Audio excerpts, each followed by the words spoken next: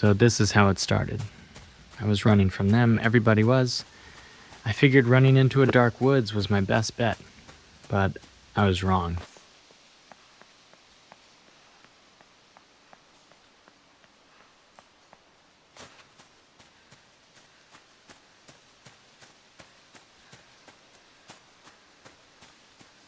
There were traitors among us, and there were also imposters who looked and acted like us. They were working together, rounding up people to put in trucks. I couldn't worry about that. I had to keep moving.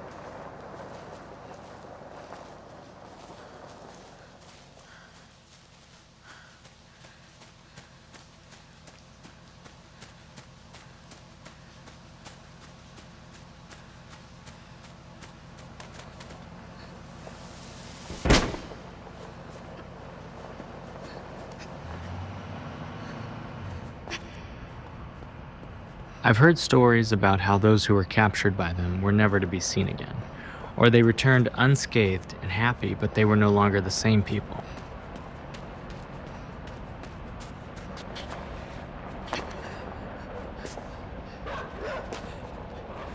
Dogs. I think they heard me, or caught a whiff of my scent.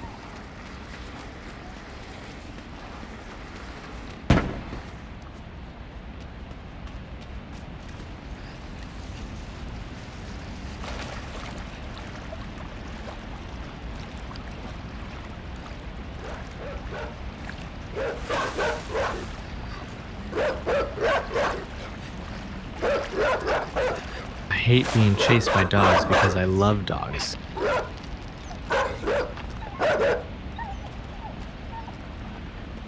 I had to leave my dog behind when everything went to shit. I left pretty much everything behind, including my family. As I turned my back on everything I knew, I kept telling myself that looking back isn't doing yourself any favors.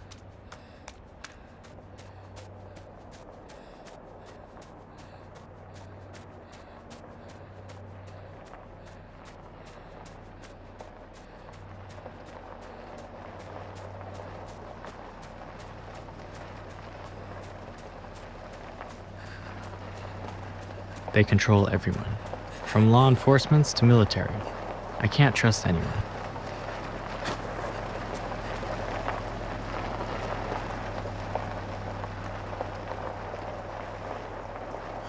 I wanted to hide, but fear kept me going.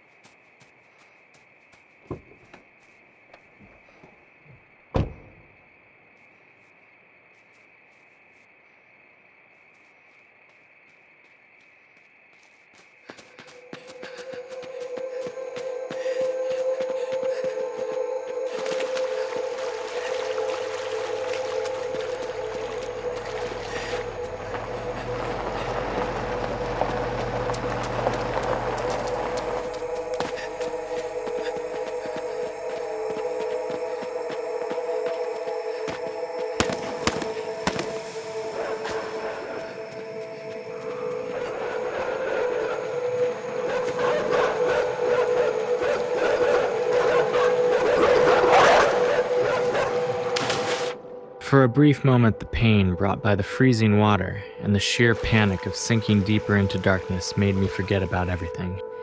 Is fear caused by a shocking experience better than prolonged one? Definitely.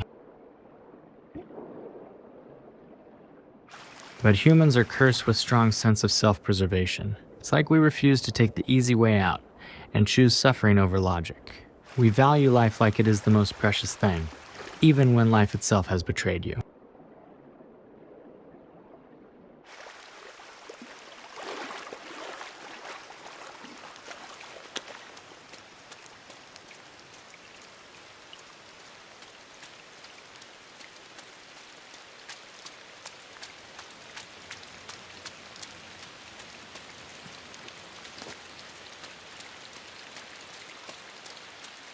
A cornfield.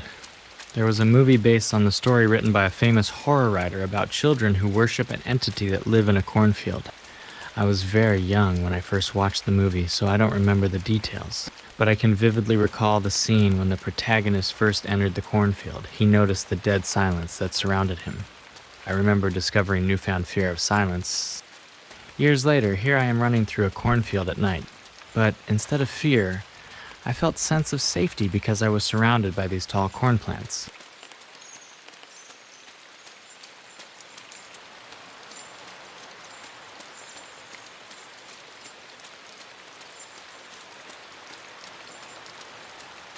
Collateral damage is inevitable in wars. It's something I learned over the years by watching the news, reading random articles, or from stuff I learned in class, never from real-life experience. As I watched the horrible images of war displayed on screen from the comfort of my living room, I said to myself, how lucky it would be to be an animal during those times. For them, it's probably just like any other day, but with more smoke and death all around. Ignorance is bliss, I suppose. Funnily enough, now I have a complete understanding of both collateral damage and ignorance is bliss. Hell, I think I can write a dissertation on the subject.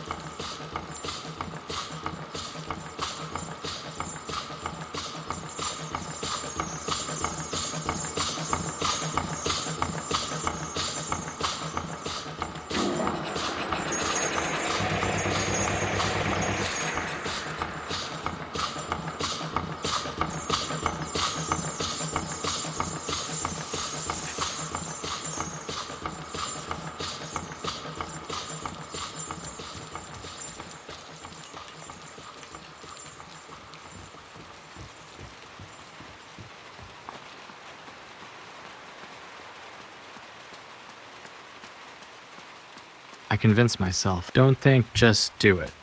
This won't be the last time you do this, so just do it.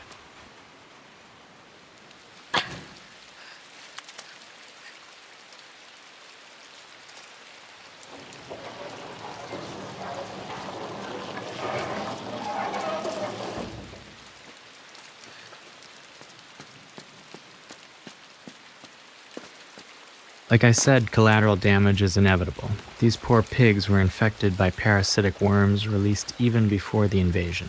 It was a method of distraction and also a way to field test their mind-controlling organism.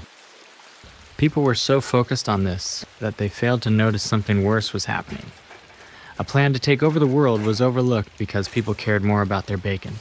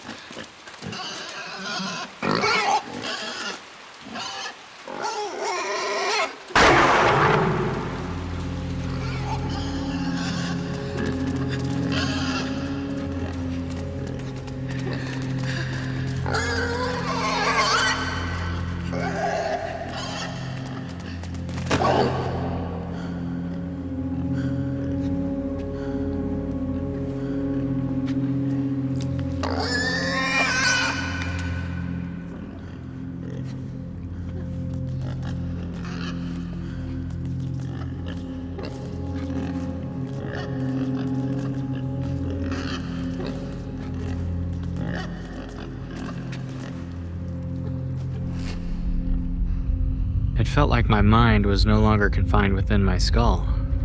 like it's leaking through the funnel-shaped contraption strapped to my head. Like I have many phantom limbs writhing around my body, connected but not in a physical way.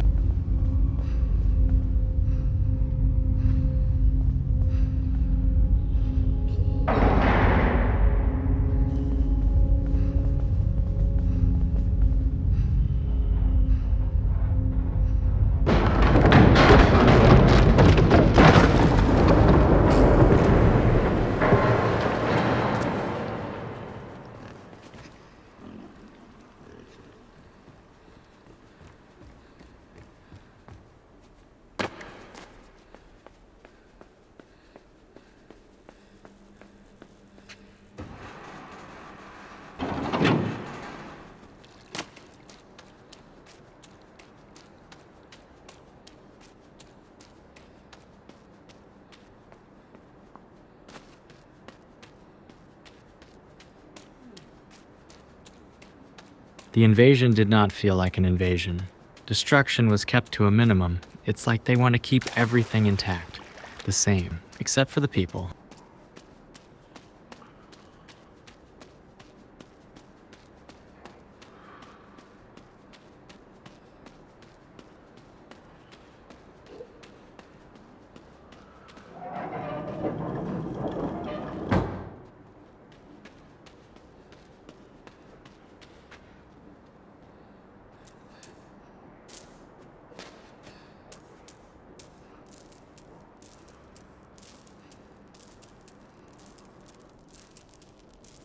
Whenever I enter an abandoned, dilapidated building, my initial thought is always, maybe I can settle down, find a concealed space, out of sight, and just hide there forever.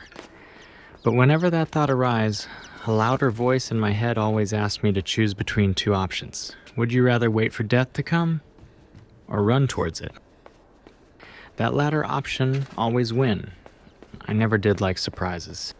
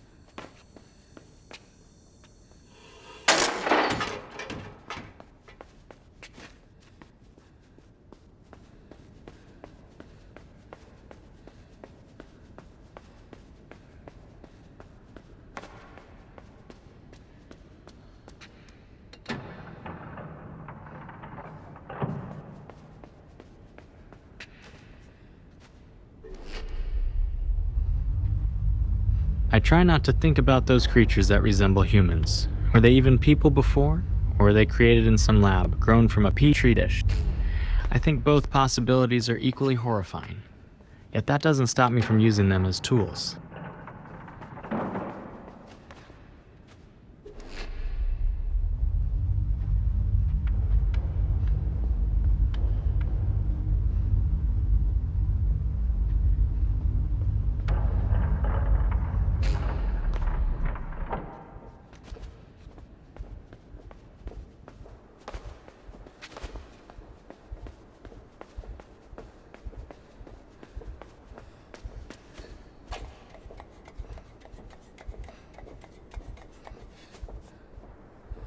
When you have turned your back on everything that was once important in your life, you have to accept whatever thrown in front of you.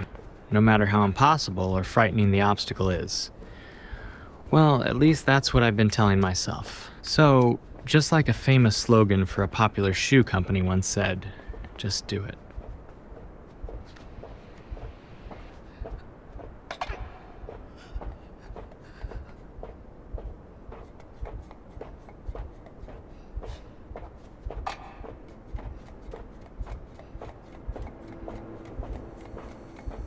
Thanks for watching. If you enjoyed the video, please like and subscribe for more playthroughs or random game videos.